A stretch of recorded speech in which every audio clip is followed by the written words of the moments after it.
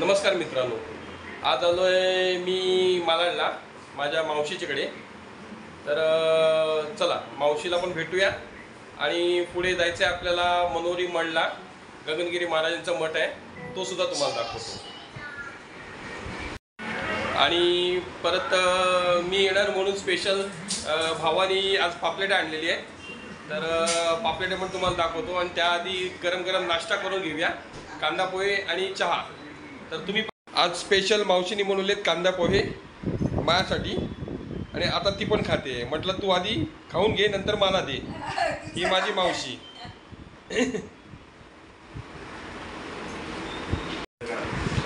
तर मावशी, कांदा पोहे कसे केलेस? चांगलेत का? तूच केलेस म्हणून विचारतो, मला तर खारट लागले थोडेसे। अळली आहेत काय? मग जेवायला काय करणार आहेस? आणि पापलेट तळणार आहेस? आणलेस के पापलेट? पापलेट आणलेस म्हणतेस ना, पण आहेत कुठे? अच्छा, हे काय बरेचसे आणलेस मालाड मार्केटमधून? चांगले आहेत मग। हां, भरपूर आहेत मग। आज काय कालवण आणि काय करणार आहेस? तळणार पण आहेस? पण ते साफ करायला हवेत अजून। तू करणार आहेस? मग किती जणांसाठी जेवण आहे? हां, तिघांचं जेवण। कोण कोण? 1 2 3 म्हणजे कोण आहेत अजून? दुसरा एक मी आहे। अच्छा, हो का? बरं आहे बरं आहे। हे लसूण सोलतो ना माझा भाऊ, आज लसूण सोलतोय। वहिनी थोड्याशा माहेरी गेल्या आहेत, त्यांच्या आईंची तब्येत बरोबर नसल्यामुळे। तर आज माझा भाऊ लसूण सोलतोय आणि मावशी जेवण करणार आहे। आता आम्ही चाललोय मठला।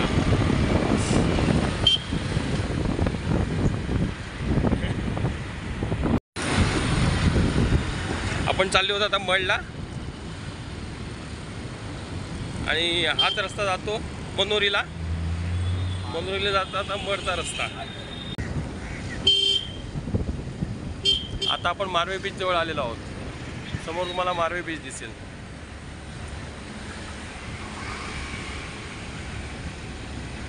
बोटी सुद्धा लागलेल्या आहेत कोळी बांधवांच्या।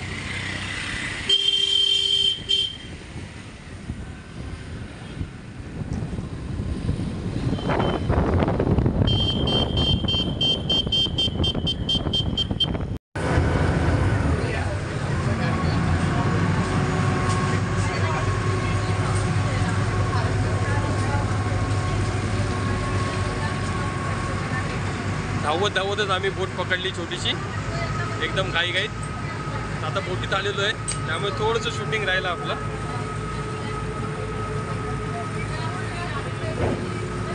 साधारण 5 मिनिटाचं अंतर आहे।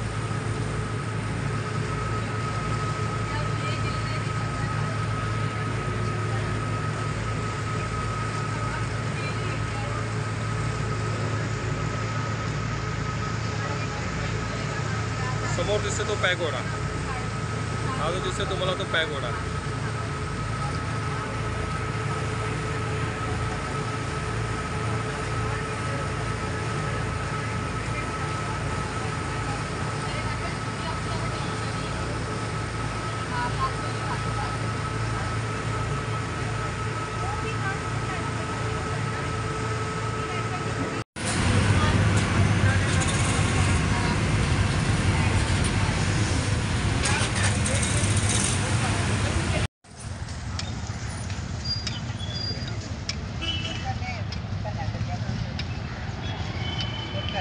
ये बारिश का नहीं है।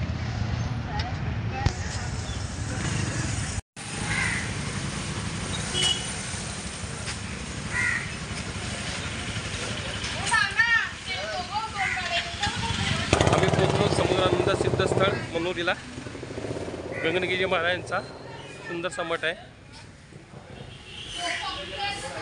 बाजूला हार फुल आणि छोट्यासा मुलांसाठी नाश्ता सुद्धा मिळतो।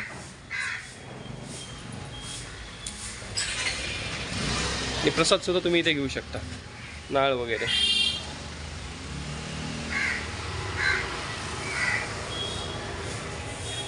परत एकदा तुम्ही हा पुढे कसं जायचं आता? इथून मंदिरातून सरळ जावा. हां हां परत लेफ्ट साईडला जावा. ओके मंदिर आहे. हां ते दर्शन घ्या. हां वरती पायऱ्यातून वरती दत्त मंदिर आहे. दत्त मंदिर आहे, त्याच्यासमोर समाधी आहे. समाधी आहे बाबांची. ठीक आहे, धन्यवाद. तर आपण आतमध्ये प्रवेश करत आहोत दत्त महाराजांच्या इथे. तर आता आपण आलो आहोत समुद्रेश्वर देवस्थान. महादेव शंकर असं देऊळ आहे सुंदरसे. आजूबाजूचा परिसर समुद्राजवळच.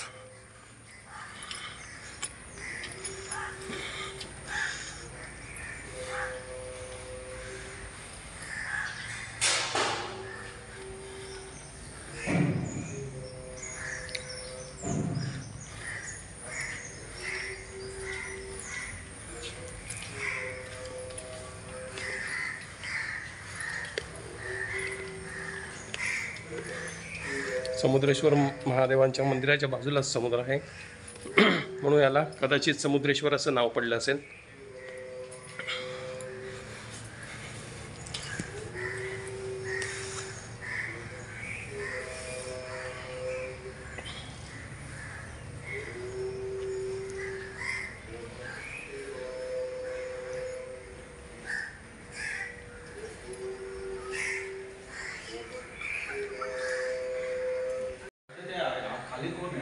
खाली कोण? तर इथे गुरुजी असतात. गणपती बाप्पांचा मूर्ती आहे, महादेवांचं मंदिर सुंदरसे.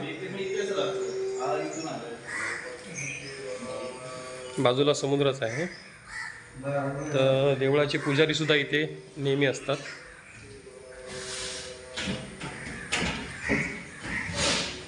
शांत परिसर.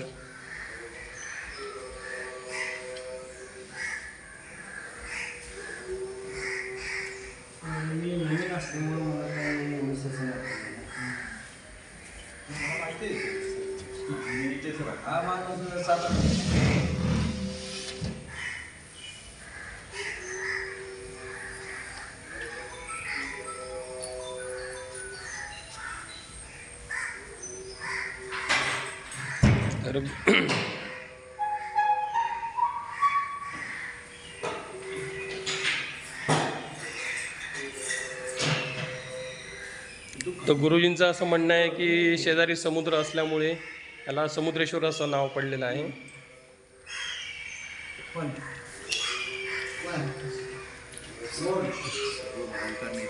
तर सर्व भाविकांनी इथं नक्कीच दर्शन घ्या.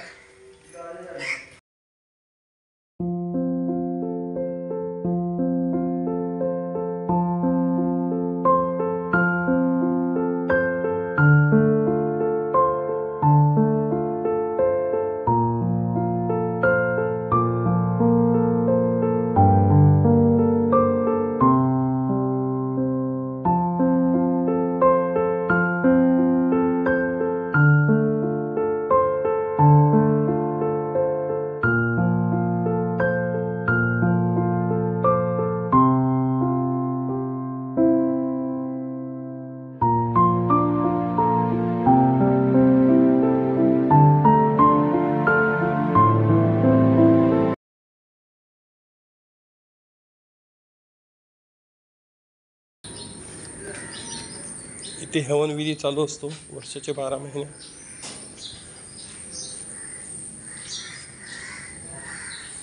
आणि समोरच गगनगिरी महाराजांचा बसण्याचेच ठिकाण.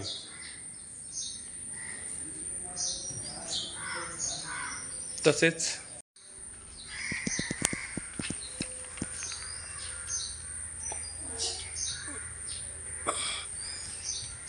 अखंड धुनी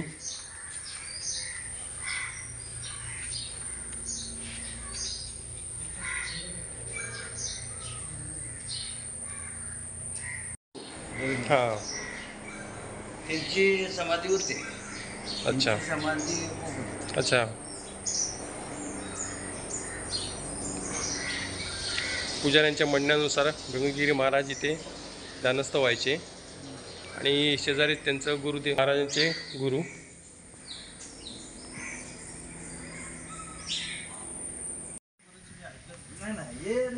तर इथेच शेजारी सुंदर परिसर असा. आणि समुद्रेश्वर पुन्हा एकदा दाखवतो. समुद्रेश्वर मंदिर त्याच्याच एकदम जवळ आहे दत्त महाराज मंदिर. दत्त मंदिर प्रवेशद्वार. ऐकवत असं आहे दत्त मंदिराच्या आतमध्ये नाद ब्रह्मा घंटा आहे. तर ती घंटासुद्धा आपण बघायला जाऊया आणि घंटा वाजून पण घेऊ. तेव्हा तिथे गुरुजी आपल्याला थोडेसे नाद ब्रह्मा घंटाबद्दल माहिती देतीलच. तर चला पुढे पुढे जाऊया आता. हां तिथं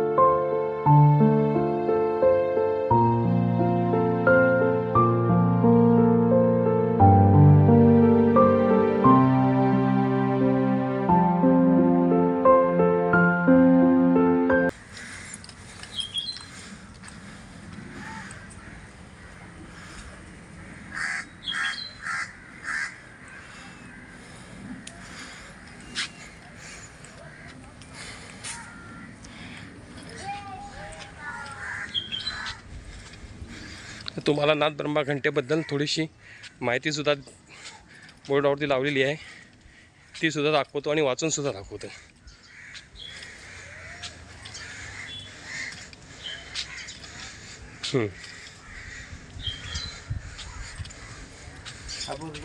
हां हीच ती नाद ब्रह्मा घंटा. त्याबद्दल थोडीशी माहिती इथे लिहिलेलीच आहे. मंदिराच्या बाजूला एका नाद ब्रह्मा घंटा बसवण्यात आली आहे. या ब्रह्मा घंटेचे वैशिष्ट्य म्हणजे ज्याप्रमाणे भागीरथ राजाने स्वर्ग लोकातून गंगा पृथ्वीवर आणून आपल्या आजोबांपासून नातवांपर्यंत सर्वांना शापमुक्त केले, त्याचप्रमाणे या सिद्धस्थळा गावात योगीराज श्री स्वामी गंगागिरी महाराज यांच्या तपश्चर्येमुळे श्री दत्तप्रभूंचे चरण उमटले. त्यामुळे गंगासागर सद्गुरू यांचा मिलाप होऊन आश्रम स्वर्गस्थानात झाला. या स्थळामध्ये सद्गुरू दर्शन घ्यावे व काही दक्षिणा देऊन नाद ब्रह्मा घंटा वाजवून आपल्या मातृपित्यांचे आशीर्वाद घ्यावे व नावाचा व गोत्राचा उद्धार करावा. तर नाद ब्रह्मा घंटेबद्दल थोडीशी इथे माहिती आहे. लोकांनी नक्की यावे आणि आपल्या पितरांना ऋणातून मुक्त करावे. तर पुन्हा एकदा नाद ब्रह्मा घंटा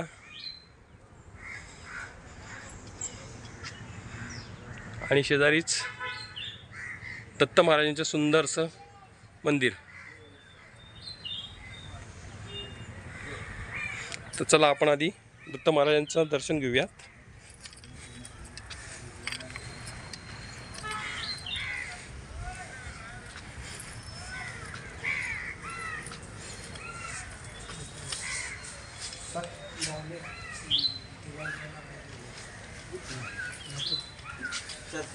छोटंसं महालक्ष्मीचं देऊ. शेजारीत अन्नपूर्णा देवी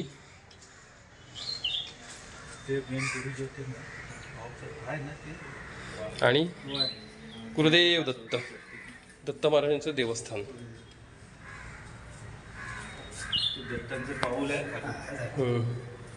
आणि इथेच साक्षात दत्त महाराजांच्या चरण पादुका आहेत. दत्त महाराज स्वयं प्रकट झाले होते इथे, त्या पादुका आहेत. आता सध्या लॉक असल्यामुळे तुम्हाला तिथे दर्शन घेता येणार नाही, तरीसुद्धा मी वरून थोडासा दाखवण्याचा प्रयत्न करतो.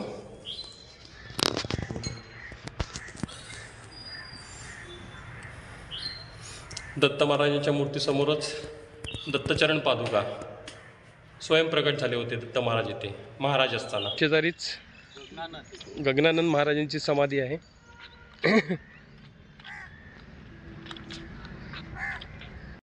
गगनगिरी महाराजांचे शिष्य गगनानंद महाराज यांची समाधी आणि समोरच गगनगिरी महाराजांचा फोटो. जसं एका भक्ताला आपल्या जवळ महाराजांनी ठेवलं आहे, त्याचप्रमाणे महाराज आणि त्यांची भक्ताची समाधी. तर समाधी पाहताच आपण पुन्हा एकदा दत्त महाराजांच्या मंदिराजवळ जाऊया आणि महाराजांना एक प्रदक्षिणा करू. नंतर नाद ब्रह्मघंटा तर आपल्याला वाजवायचीच आहे, तर अवश्य भक्तांनी यावे इकडे नाद ब्रह्मघंटेसाठी. आणि अनायसे पितृपक्ष चालू आला आहे. मलासुद्धा याची काय कल्पना नव्हती इथे यायच्या पूर्वी.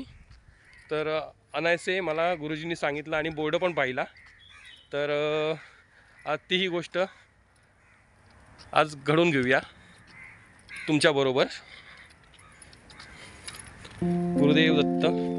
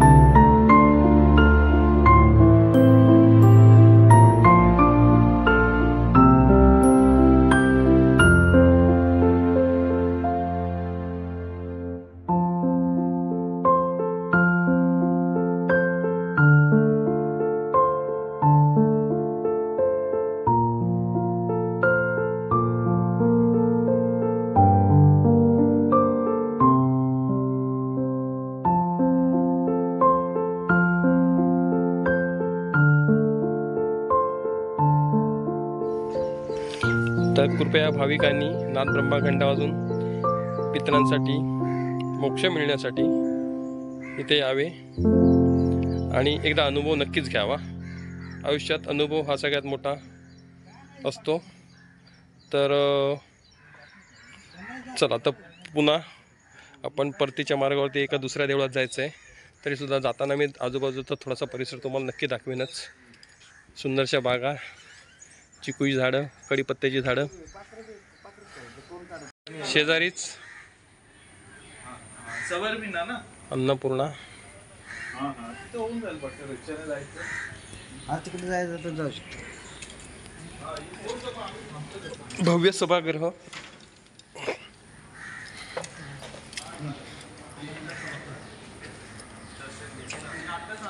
गगनगिरी महाराजांचे सुंदरसे फोटो.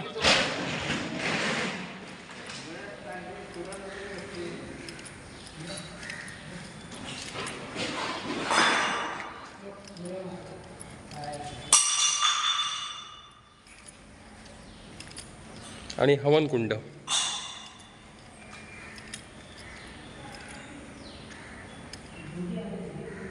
मी काही जास्त पुढे जात नाही, इथूनच तुम्हाला दाखवतो, कारण पावित्र्य राखणं हे आपलं कर्तव्य आहे. कारण हवनकुंड समोर असल्यामुळे मी जास्त पुढे जात नाही.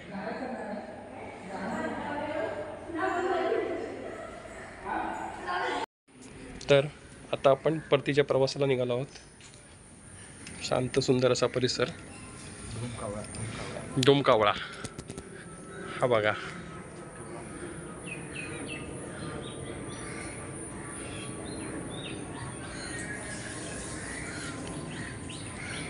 तर आता आपण परतीच्या प्रवासाला पुन्हा निघालो आहोत.